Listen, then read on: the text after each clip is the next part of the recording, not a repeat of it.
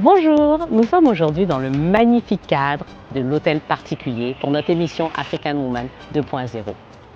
Nous recevons une invitée qui adore les expériences inédites.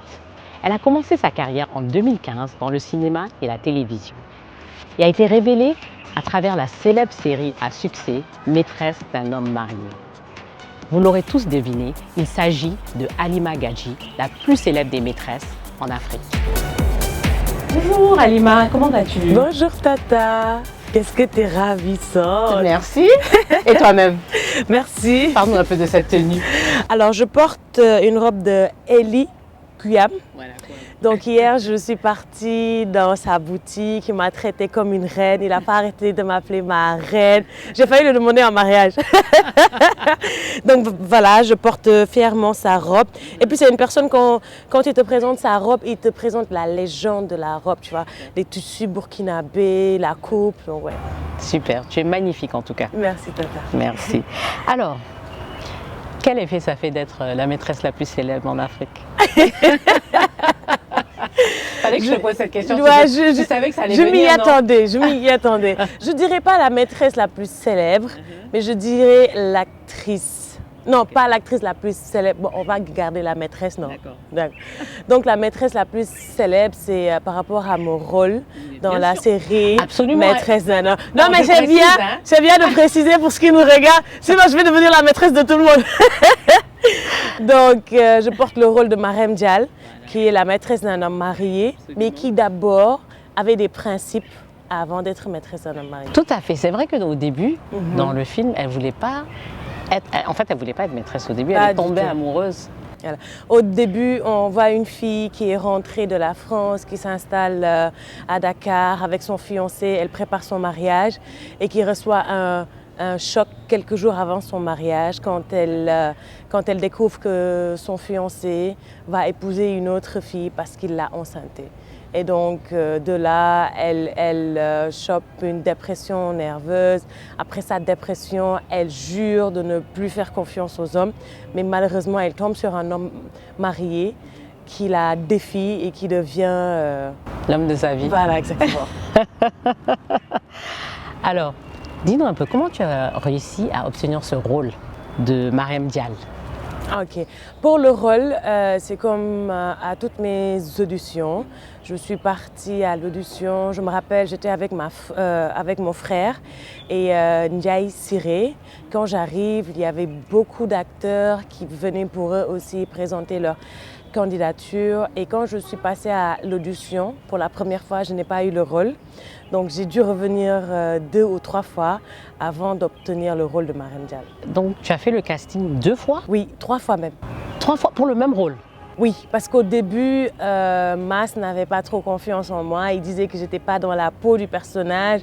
Parce que quand je suis venue juste avec un jean, un débardeur, sans maquillage, pas trop d'accessoires, parce que je voulais d'abord qu'on voit l'aspect plastique. Et donc, il m'a dit, écoute, tu as le jeu, mais tu n'as pas le corps qu'il faut, tu n'as pas l'allure ni l'élégance de Marème. Je suis revenue la 2e fois. Ce jour-là, j'étais en talons, pantalon, veste, et je ne me sentais pas bien sur les talons, donc je n'ai pas bien joué. Et là, il m'a dit, ah, la dernière fois, tu as bien joué, tu n'avais pas la posture, tu as bien joué. Là, tu as la posture, tu n'as pas bien joué. Donc, reviens une 3e fois. Je suis revenue la 3e fois, et cette fois-ci, j'avais 2. J'avais le jeu et enfin la posture de Marème Dial. Eh ben dis donc, et c'est là que tu as rencontré notre amie Lala? Lala, oui, je l'ai rencontrée la première fois. Elle nous a parlé de ça. Oui. Elle nous a dit, oui, je suis venue sur le tournage et puis il y avait une autre là, dont je ne veux pas trop parler. En tant qu'une débutante, la première fois elle est arrivée, c'est vrai qu'elle avait l'habitude de faire des émissions par rapport à sa marque, mais là on l'avait sollicitée en tant qu'actrice et elle était super à l'aise. Je me rappelle, elle portait un ensemble au wax, elle était magnifique avec son foulard et de suite je pense que elle a adopté le personnage de Lala. Mais tu as parlé de ça, je pense, dans une autre interview où tu disais que ça te faisait quand même un peu peur, tu craignais en fait un peu de prendre ce rôle de maîtresse parce que justement après, ce rôle risquait de te coller à la peau. Oui. Mais comment tu as finalement décidé, comment tu t'es mis dans le personnage en fait après? En fait, l'histoire avec Maîtresse d'un homme marié, c'est que je suis dans le projet depuis plus de 5 ans. Parce qu'au-delà de la série, Calista est d'abord une amie et une grande sœur. Donc pendant qu'elle écrivait la série, qu'elle cherchait une boîte de production pendant 5 ans, je l'ai accompagnée et j'ai toujours eu le scénario devant mes yeux et le personnage de Marème. Seulement, je me battais plus pour avoir le personnage de Raki que celui de Marème. Je n'osais pas trop avec Marème parce que pour moi, le personnage était lourd pour moi. Et j'étais plus focalisée sur le rôle de Raki parce que ça se rapproche un peu de ma vie. Tu étais sur Raki, mais tu as décidé Non, je n'ai pas décidé. C'est Calista qui a décidé. Elle m'a dit, Niet, tu ne porteras pas le rôle de Raki parce que je sais que tu vas le faire à la perfection. Mais je ne veux pas que tu portes le rôle de Raki, sinon tu risques de te perdre dans ce jeu. Ça te ressemble tellement qu'au final, tu ne pourras pas te détacher du rôle. Donc, je te donne le rôle de Marème et je suis sûre que tu peux le faire.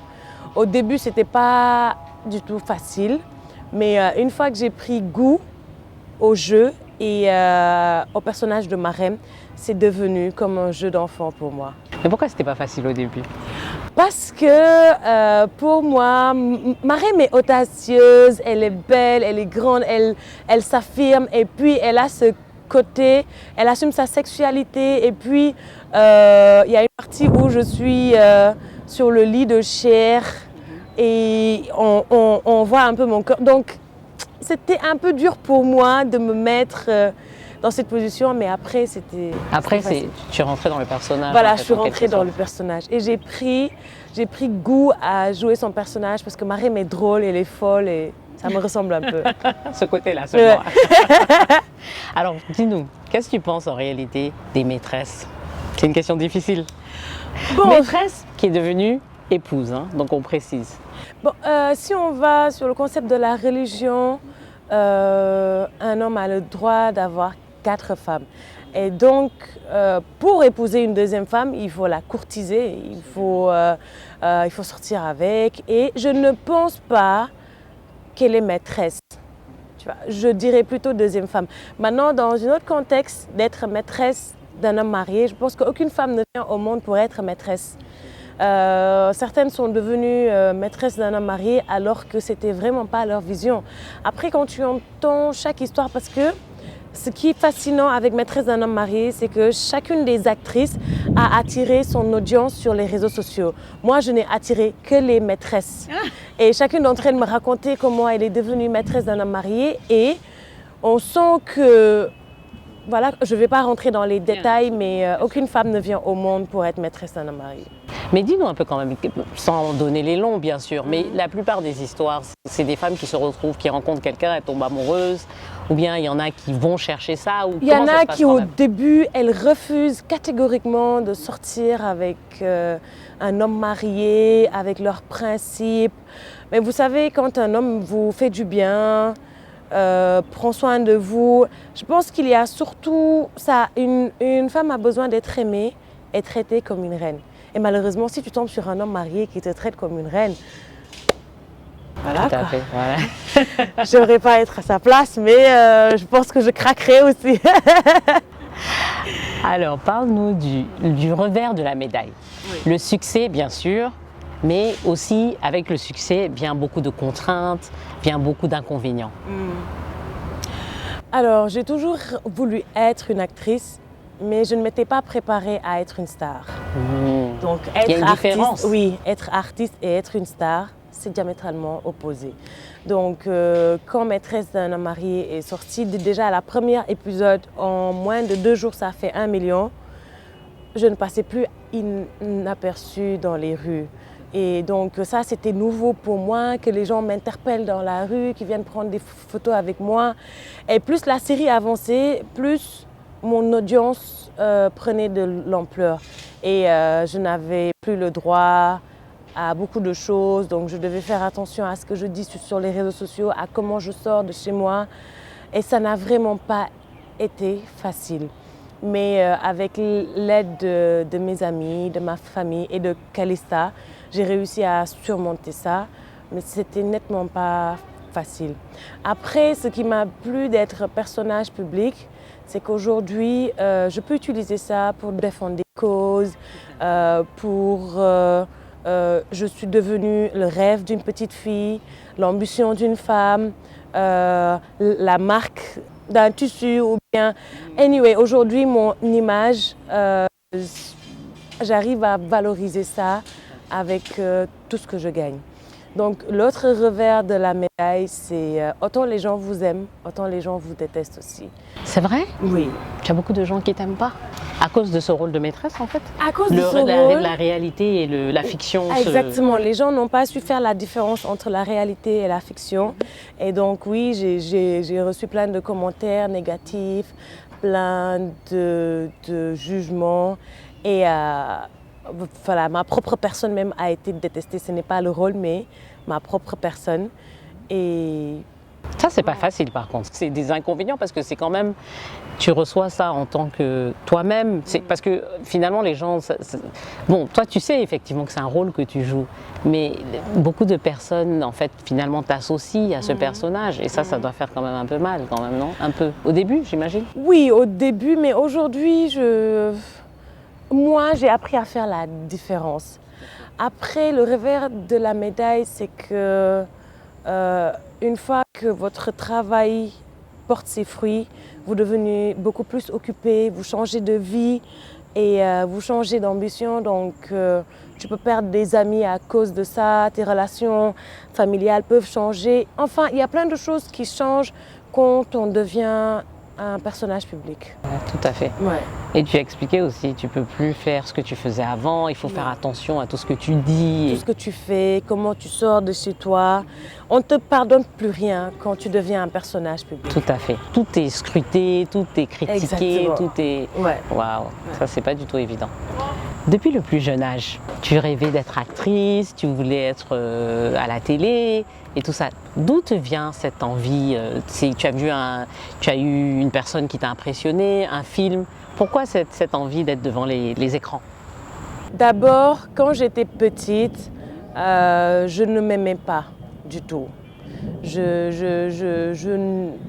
J'avais beaucoup de complexes, surtout par rapport à mon bec, par rapport à mon corps, par rapport à toutes ces remarques que les gens me faisaient. Et à force de me détester, quand je fuyais l'école, je me faisais passer pour une autre personne.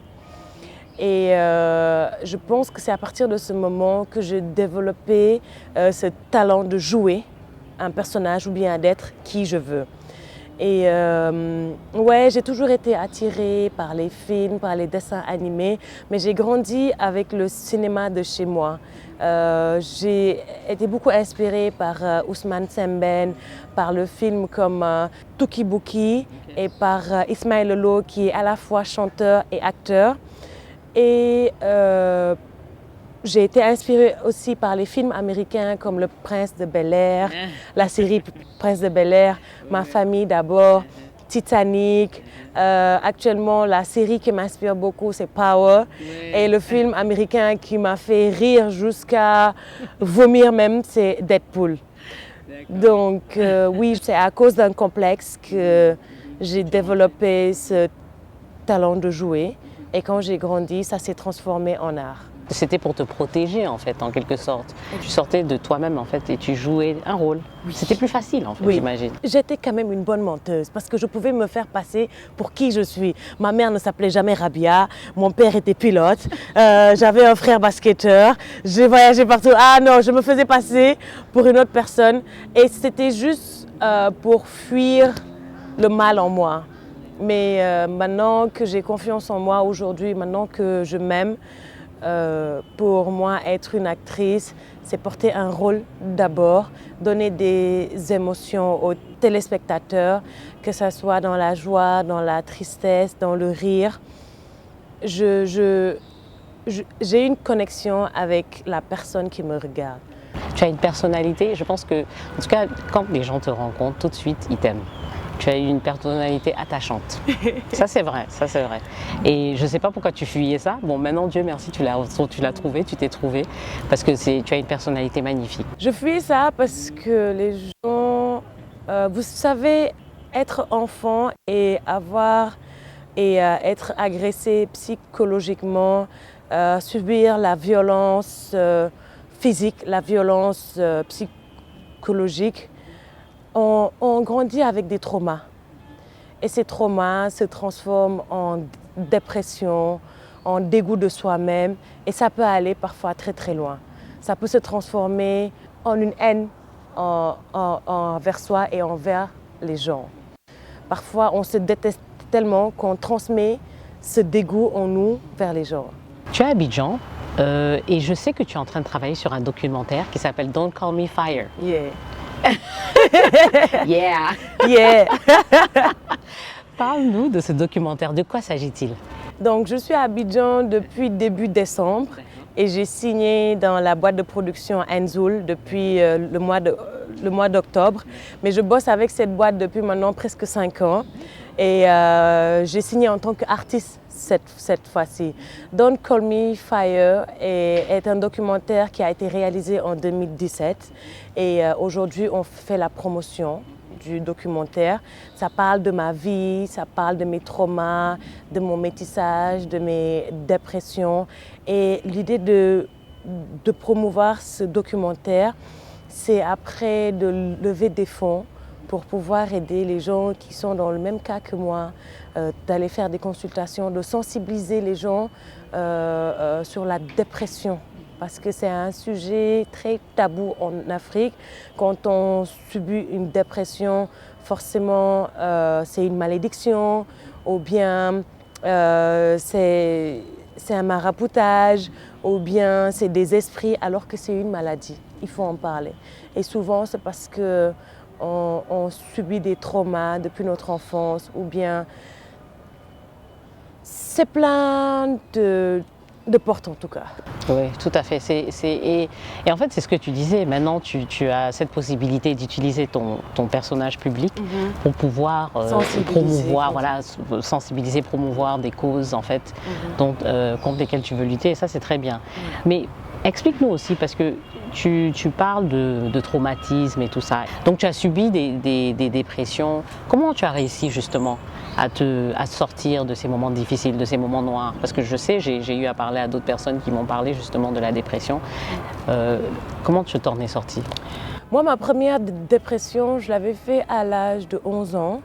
Et de mes 8 ans jusqu'à l'âge de 11 ans, j'ai subi beaucoup de violences psychologiques et violences verbales, violences physiques aussi. Parce qu'à l'école, je me rappelle quand j'ai commencé, automatiquement, le prof a remarqué mon bègue et c'est devenu mon pire cauchemar parce que à travers mon bègue, on m'a fait croire que je n'étais pas intelligente, que j'étais bête et à chaque fois que j'essayais de m'exprimer, les élèves se moquaient de moi, le prof ne me donnait pas assez de patience et c'est devenu un problème que je vivais à l'intérieur.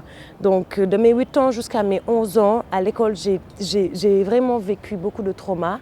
Et ce qui a déclenché ma première dépression, c'est qu'à la remise des cahiers de composition, quand ma sœur est venue récupérer mon cahier de composition, le prof lui a dit, vous savez, sérieusement, Halima, ça serait bien de la garder à la maison, de lui apprendre à faire la cuisine et le ménage. Comme ça, si elle grandit un peu, vous lui donnez en mariage parce qu'elle ne sert absolument à rien. Et entendre ça et voir la réaction de ma mère, parce qu'après, à la maison, tout le monde était fâché contre moi. Ma mère était en larmes, elle me disait, regarde ce que le prof dit, qu'est-ce qu'on va faire de toi? Et ça a déclenché ma première dépression. Donc j'ai fait une tentative de suicide, je suis allée prendre tous les médicaments et je voulais mourir, tout ce que je voulais. Ce soir-là, j'ai dormi en priant le Seigneur de ne pas me réveiller le lendemain. Malheureusement, ça n'a pas marché. À 7 heures, Malheureusement, heureusement que ça n'a pas marché. Oui, bon, heureusement aujourd'hui. Mais je dis à 11 ans, c'était malheureux pour moi que ça n'ait pas marché. Et puis je me suis réveillée à 7 heures, ma mère me réveille pour aller à l'école et j'ai cru qu'elle aussi était morte et qu'on était tous les deux en enfer. Et tu devais encore aller à l'école, dans l'école d'enfer. Voilà. Et voilà, encore dans mes 11 ans, ce traumatisme a fait que j'étais devenue autodestructive. Donc ce que je faisais, c'est je me piquais avec l'aiguille et je me taillais avec des rasoirs. Voilà. Je me faisais beaucoup de mal parce que j'étais habituée à ressentir une adrénaline. Et comment tu as réussi à sortir de ce cycle en fait, de dépression? Ça a duré longtemps parce qu'après mes 11 ans, la deuxième c'était à mes 15 ans, la troisième c'était à mes 17 ans. La quatrième c'était peut-être à mes 23 ans. Et la cinquième c'était récente. Ouais. Donc tu n'es pas encore réellement sortie de l'auberge, c'est ça? Non, en fait, aujourd'hui je me rends compte que je suis malade et je fais attention parce que je peux faire des dépressions à n'importe quel moment. Donc, je suis suivie par un psychologue. Mais la chose que j'ai faite, c'est d'arrêter de prendre les traitements parce que à ma dernière dépression, on m'a mis sous beaucoup de traitements antidépressifs et puis des sirops pour dormir, tout ça. Et ça n'a fait qu'empirer. Donc, j'ai été internée dans un hôpital de psychiatrique, l'hôpital Fann, pavillon France. Si jamais tu as l'occasion d'aller un jour à Dakar et de faire un tour à l'hôpital Fann, va voir pavillon France, c'est là où j'étais. Et donc après ça, on m'a mis sous traitement que j'ai pris pendant 3 mois et que j'ai arrêté. Parce que les traitements faisaient que j'étais plus moi-même, je dormais beaucoup, j'avais pris du poids. Je traînais en sous-vêtements chez moi, je pouvais rester 3-4 jours sans prendre de douche. Et je pense que c'est le regard de ma fille qui m'a réveillée. Parce que le regard de ma fille envers moi a commencé à changer. Elle a commencé à avoir peur de moi et elle a commencé à avoir une distance. Il fallait vraiment que je retrouve l'éclat dans les yeux de ma fille. Donc j'ai dû arrêter les traitements, j'ai dû me battre, j'ai passé par beaucoup de processus. Mais voilà, aujourd'hui je vais bien. Je me suis promis de ne plus faire de dépression. C'est difficile, mais je te trouve très courageuse parce que bon, déjà pas beaucoup de gens parlent de ce sujet. Vraiment beaucoup de courage à toi. Et vraiment, ça fait plaisir que justement tu parles de ça et que tu montres à d'autres que le problème existe. Je vois que tu as déjà pas mal parlé sur les réseaux sociaux. Oui. J'ai suivi un peu et j'ai lu les commentaires aussi de beaucoup de personnes qui vivent ça, qui te disent qu'ils vivent ça. Quand j'ai fait le live et que j'ai posté ça, le nombre de messages que j'ai reçus, des gens qui sont dans le même cas que moi, qui sont dépressifs, d'autres qui sont en plein dépression. Et ça nous a juste poussé à encore plus travailler pour aider ces gens et mener ce combat. Tout à fait. En tout cas, vraiment, force à toi, courage à toi, on te soutient. Merci Tata, je sais que si c'est avec toi, je suis rassurée. En tout cas, vraiment. Donc, tu parlais justement de ta fille. Tu es divorcée, célibataire, explique-nous un peu. J'ai jamais été mariée. D'accord. Ouais. Ok, au moins ça c'est clair. Voilà. J'ai jamais été mariée. J'ai fait un enfant. Bon, malheureusement, pas dans les bonnes circonstances d'être mariée. Mais je n'appellerais pas ça une erreur. Mais c'est pas une erreur. Un enfant n'est jamais une erreur. Voilà. Jamais. J'ai fait un enfant très très jeune et ça m'a coupé les ailes à un moment donné.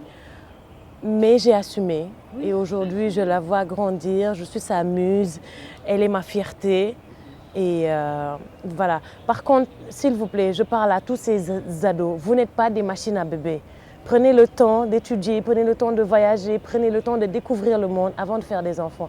Parce que je vous promets, faire un enfant, ça y est, tu es déjà vieille. C'est pas seulement allaiter ou bien un enfant a besoin d'éducation, de présence. C'est un super message. Voilà. C'est un super message. Même, moi, je dis même que ceux qui se marient tôt Oui. par exemple, qui se Oui. marient à 23, Prenez le 24 ans, temps. prenez le temps de connaître votre mari avant de faire des enfants. Exactement. Donc je suis tout à fait d'accord avec ton Ouais. conseil. Toutes les femmes ne viennent pas au monde pour se marier ou bien pour faire des enfants. Le mariage, oui, j'y pense, mais moi, mes objectifs d'abord. Je veux travailler, je veux découvrir le monde. Et puis, Tata, je veux être milliardaire. Moi, je cherche le J, tu vois. Je veux l'argent d'abord. Maintenant, le mariage, la stabilité, tout ça, ça vient. Si ça doit venir, ça va venir. Moi, je pense que c'est un truc de Dieu, ça. Donc, je ne cherche pas. En même temps, je ne refuse pas. Tout à fait, je suis d'accord avec toi. Le mariage, si ça doit venir, ça va venir. Et si ça ne vient pas, au moins, tu as toutes les autres choses que tu as. Tu as ta fille, tu as ta connais des carrière, femmes- tu as tout le reste. Je connais des femmes qui n'ont jamais été mariées, qui n'ont jamais eu d'enfants, mais qui sont heureuses, épanouies dans leur vie. Et puis moi, sérieusement, je préfère me marier à l'âge de 50 ans et être heureuse le restant de ma vie que d'être mariée à l'âge de 25 ans et être malheureuse tout le reste de ma vie. Tu vois. Je ne veux pas me presser pour entrer dans un mariage qui pourrait me déstabiliser parce que justement, parlons de dépression. Les nombreuses femmes que je parle ont chopé la dépression à cause du mariage, à cause de plein de choses. Donc, c'est des choses à éviter. Raconte-nous une histoire qui t'a marqué. Alors, l'histoire qui m'a le plus marquée durant ma carrière, c'est quand j'ai eu mon premier rôle dans la série Tunduwundu saison 2. Donc d'abord, je suis venue à l'audition, il y avait plein d'acteurs, je devais être la 30e sur la liste, et malgré ça, je suis restée jusqu'au bout. Quand je suis rentrée dans la salle, il faisait chaud, il n'y avait pas beaucoup de lumière. On m'a donné le speech, j'ai bugué. J'ai bégayé au moins pendant 20 minutes. Même pour faire ma présentation, c'était un problème. Et quand je suis sortie de là, j'ai dit, mais ils ne vont pas me prendre. Ils ne vont jamais me prendre. Donc je l'ai complètement sorti de ma tête et 20 jours après, 21 mois après, je reçois un appel et un mail qui me dit que j'ai été sélectionnée pour le rôle de l'agent John dans la série Tunduwundu saison 2. Écoute, j'étais tellement contente que je sautais de joie. Le gars m'a donné rendez-vous le lendemain pour venir, mais je suis venue le même jour. Dès que j'ai raccroché, 10 minutes après, j'étais pointée dans son bureau. Vous êtes sûr que c'est moi que vous avez appelé? Vous ne vous êtes pas trompé? Non, non, non, mais c'est demain. Non, je préfère venir aujourd'hui, comme ça on parle. Et puis, j'étais tellement excitée que quand on m'a remis mon scénario, parce que on a pris 1 ou 2 mois de prépa. Et pendant tout ce temps-là, je m'entraînais dans la chambre. L'agent John, c'est un personnage, c'est une femme policière, tu vois, et puis qui mène une enquête dans tout ce qui est mêlé dans la politique. Donc c'était un rôle fort. Et puis c'était un rôle qui avait besoin d'être pointé et d'être... Et donc voilà, que je me prépare pendant 1 mois, le jour du tournage, je découvre enfin la production cinématographique parce que avant ça, tout ce que je faisais, c'était de la publicité et des photos, mais là, c'était le cinéma. Et j'arrive, je me change, je me prépare, on dit action, et là, je me perds. J'ai perdu tout ce que j'ai appris, j'ai perdu tout ce que j'ai répété. C'était pendant le large, et le large là, ce jour-là, on l'a tourné pendant plus de 15 fois et je ne pouvais toujours pas dire la phrase exacte. J'ai commencé à transpirer, j'étais gênée et le réalisateur a tapé une pause. Il m'a dit, va te soulager, va respirer un peu. Donc je me rappelle, c'était au Lac Rose, la maison avait un énorme jardin. J'étais dans le jardin et là, je remettais en question toute ma vie. Est-ce que j'ai fait le bon choix d'avoir quitté l'école pour l'acting, pour le cinéma? Mais je ne suis pas faite pour ça, Halima, tu ne parles pas. T'es bec, tu peux pas jouer. Je me parlais, hein. Et voilà le réalisateur qui arrive, Abdullah Hadwan, et puis qui me rassure que ça va, ça arrive. Et il me dit quelque chose de très important. Pendant l'audition, il a rencontré de superbes actrices, mais il a voulu me choisir parce qu'il voyait en moi cette force et cette envie de jouer. Donc il me dit, je sais que tu peux le faire, mais si tu n'arrives pas à le faire, je te tue dans le film. Et ta mort sera tellement bête que tu vas juste tomber et mourir. Il part, il me laisse pendant 5 minutes. Je dis, ah ouais, donc moi, j'ai fait tous ces sacrifices pour mourir bêtement dans le film comme ça. Non, Halima, vas-y, dégonfle-toi, gère. Donc je viens, je leur dis, ça y est, on peut le faire. Il dit action, dans ma tête, je me dis, bon, Halima, dégage de ce corps et accueille Agent John. Action, je bluffe tout le monde. Je fais mon jeu. je fais mon speech. Et là, tout le monde était waouh. Il m'a dit, tu vois que tu peux le faire. Et donc, j'ai lu sur son visage ce jour-là comment il était content, comment il était fier de moi. Et ça m'a juste boosté à faire, à me motiver. C'est une superbe histoire. Voilà. Non, Abdullah Radwan, il a encore ça à chaque fois qu'il me voit. Tu te rappelles le premier jour? J'ai failli te tuer dans le film. Mais voilà, je suis encore vivante. C'est magnifique comme histoire. Ouais. Tu bégayes. Comment tu fais? En fait, oui, tu m'as expliqué. C'est parce que tu sors de ton corps. Oui, oui. Tu n'es plus toi, en fait. Oui. C'est là où tu arrives à ne plus bégayer. Oui. Mais il t'arrive encore de bégayer. Oui. Mais oui. moins qu'avant, j'imagine. Oui. En fait, le bec chez moi, il se manifeste quand j'ai peur, quand j'ai un manque de confiance en moi ou quand je suis à bout. Parfois aussi, ça peut se manifester quand je ne suis pas à l'aise avec la personne. Toi, Tata, quand on est ensemble, je suis tellement à l'aise que j'oublie mon bègue. Mais souvent, le bègue aussi, c'est sur les mots. Sur l'alphabet, il y a des mots que je n'arrive pas à dire. Tu vois? Et parfois, c'est très difficile. J'ai un problème avec les D, les G, les consonnes, les I et les S. J'ai un énorme problème avec ça. Donc, ça peut se manifester sur plusieurs angles. J'avoue que ça ne t'empêche pas de faire ce que tu as à faire. Donc, c'est Et le les plus becs, important. c'est les plus grands, c'est des gens sensibles. Pourtant, on aime parler, hein. On adore parler. Mais quand on est dans un public où, dès que tu commences à parler, les gens rient ou bien te font la remarque, ça ne te motive plus. Oui, tout à fait. Tout à fait. Mais ce n'est pas seulement les becs, hein. Ça, c'est tout le monde, même moi. Toi aussi. Oui. Je crois que ça, c'est vraiment tout le monde. Mais ça empire en plus, Oui, je pense, quand tu es bec. mais il y a des becs extrêmes. Moi, ça va. Mais j'ai déjà animé des classes avec des becs qui, pour eux, ils devaient frapper sur la table ou bien même se pincer pour parler. Et c'est vraiment malheureux parce qu'un bègue a un problème de respiration. Ce n'est pas de l'asthme, c'est qu'on a l'impression d'avoir un ballon à l'intérieur qui n'explose pas et ça nous tient là. C'est beaucoup de choses en fait, hein. C'est beaucoup de choses. Ouais. Quels sont tes projets pour le futur?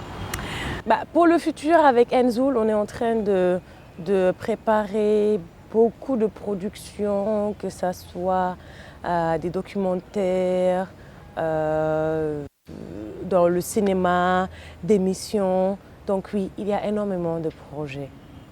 Et saison 3? Moi-même, j'attends.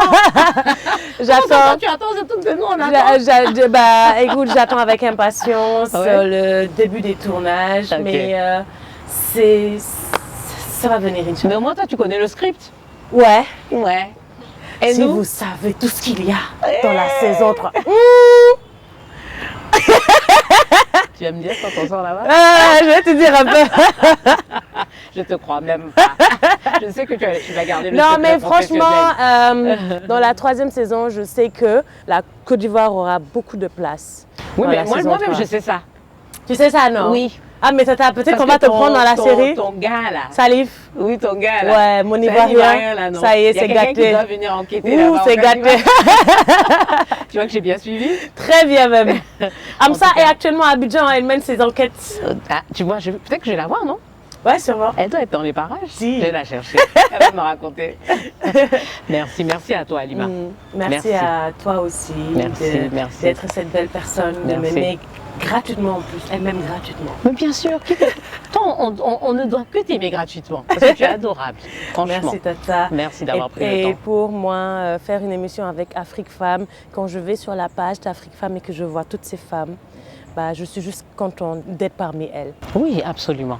Merci. Tu es une femme africaine splendide. On ne pouvait que t'avoir sur cette page. J'aimerais aussi faire un clin d'œil au Maroc et à l'Algérie. C'est mes origines aussi, je suis métisse maroco-algérienne. إلا كتسمعوا العربية مزيان وتهضروا بالدارجة كنسلم عليكم بزاف وشي نهار نجي المغرب جزائر إن شاء الله que j'aille prendre aussi ce qui m'appartient au Maroc dans la production marocaine. تشوفوني في شي فيلم مغربي علاش لا. Alhamdulillah. Voilà. C'est tout ce que...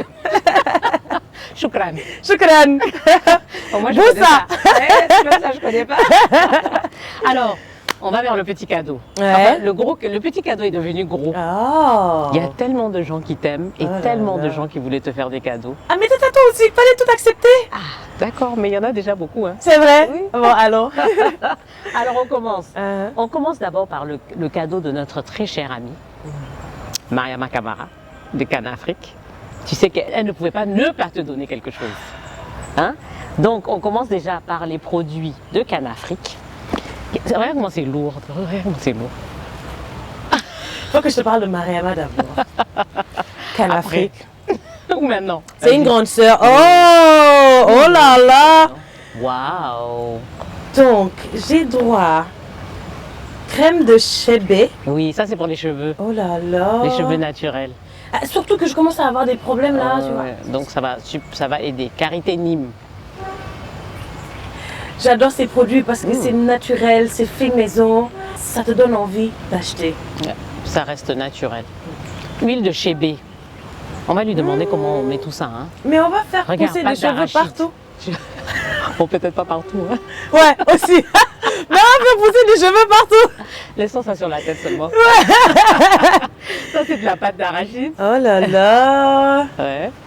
Waouh. Elle t'a donné beaucoup de choses. Hein. Je Mais suis je jalouse, suis moi. gâtée, Oh mon je Dieu. suis Elle t'a donné gâtée. des millions. Attends, ça, c'est quoi? C'est Du mon café. savon. Oh. Café, savon au café. Et ça, c'est savon de rose. Hein. Ça sent trop super bon. Ça aussi, ça sent bon. Ça. sent ça. Savon de rose. Ça sent trop bon. Et ça, c'est un gommage, non? Oui. Gommage de café, c'est ça? Ah. Oh, Je je vais me sens. régaler. Ça me donne envie de manger même. De boire Pourquoi du je vais café, aller non? mettre ça dans mon café Et aussi? ne te trompe pas. On veut te garder vivant. Alors, j'ai oublié, elle t'a donné aussi un coussin qui va avec, en plus, avec la housse, là. Donc, tu as droit au coussin. Bon, tu aussi. sais, Mariama, un jour, je me suis amusée à lui dire, ma soeur, franchement, je suis fatiguée d'être célibataire. La nuit, je dors toute seule. Donc, c'est pour ça qu'elle m'offre un coussin. Moi, j'ai rien dit. Tu vas pas en faire un homme, tu m'offres un coussin. Ça va. Ça va, Je serai ça. Alors, Merci, je suis gâtée, je suis comblée. la boîte est lourde. Tu vas partir avec tout ça comment? T'inquiète, Bon, on je va suis venue voir. avec mon équipe. Ah, on va voir. Alors, une boîte. Alors, cette boîte, elle est magnifique. Tout simplement, magnifique. Elle est faite par Just Loulou, Just Lolo. by Nature. Ouais. Et donc, c'est une boîte en tissu. C'est fait en Côte d'Ivoire, bien sûr. Ouais. C'est pour, tu pourras l'utiliser pour garder toutes Ouais, tes mes affaires, bijoux, voilà, tes mes bijoux, ce livres. que tu veux. Voilà. Oh là là, j'aime beaucoup. Ouais, J'aime les beaucoup pois, les il y a les dessins. pois baoulés là qu'elle a mis dessus, c'est magnifique. Oh. Tout de suite, on voit des. Mais attends, De la Oh, lingerie. mais pour qui GNK. je vais porter ça? Vraiment. C'est... Vraiment. Oh là C'est pas là. une invitation, j'espère. Que tu es en train de faire là. C'est magnifique. Oh là là. Bon, bah, ça va me motiver à trouver un homme dans ma vie. Ouais. Et ça, c'est des boucles d'oreilles d'une jeune dame. C'est fait localement. Tu aimes, on dirait. J'adore. Oui, c'est J'adore, magnifique. j'adore. Elle m'en a Regarde, je donné. porte Oui, oui, oui, des je sais. bijoux baoulés. Elle m'en a donné une paire aussi, Botro Studio, pas la même, hein, Ouais. différente. Et c'est une jeune dame, elle s'appelle Esther Dosso et elle fait des boucles d'oreilles. C'est très joli, très très joli. Très très joli. Non, Voilà. je suis gâtée. Voilà. Ça y est, Et là- je et quitte là- plus Abidjan. Ça y est, c'est fini. Faut pas te dire ça et puis tu vas dire que tu parles à Dakar. Attends, laisse-toi Parce et qu'on moi va te après on va bloquer à parler. l'aéroport Ah. ici, hein. Puis il me faut ma pièce d'identité, mon passeport et mon permis. Alors, poudre de moringa. Ça c'est la dame de Just Loulou. Oui. This is Just Loulou by Nature, c'est elle qui te donne ça, ce sont ses produits.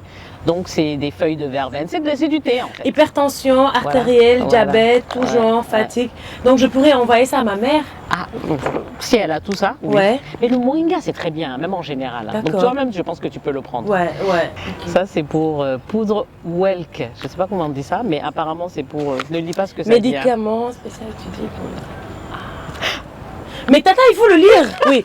Donc médicaments spécialement étudiés pour le traitement des hémorroïdes. Voilà. Il y a des gens qui souffrent de ça. Oui, Donc oui, c'est voilà, vrai. faites un tour sur sa page Instagram ou bien Facebook. Oui, dessus. Anyway, si vous avez le même problème, utilisez ça. Et les feuilles de verveine. Ok, ça Ouais. c'est du thé. Ouais. Entre autres vertus santé, la verveine possède m'as des tué, là. propriétés Si vous avez ce problème. relaxantes. Ah, elle agit directement sur le système nerveux. Ah, d'accord, ok. Je sais pour qui je vais partager ça. Ok. Ah ouais. Tu Tu nous dis pas, on veut pas savoir. Non, je garde son nom. Mais elle a besoin de ça.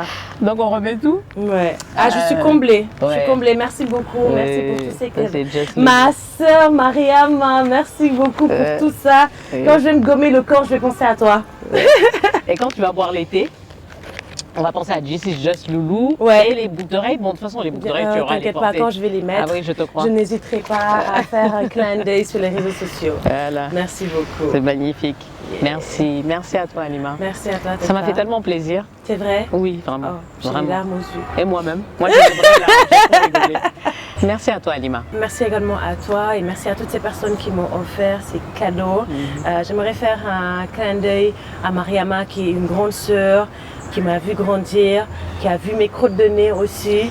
Mais aujourd'hui, je suis une grande dame. Je suis fière de toi, je suis fière de ce que tu fais pour le continent. Je suis fière de... Je t'aime. Voilà, je pense que c'est tout. Merci à toutes et à toutes. À très bientôt pour la prochaine émission d'African Woman 2.0.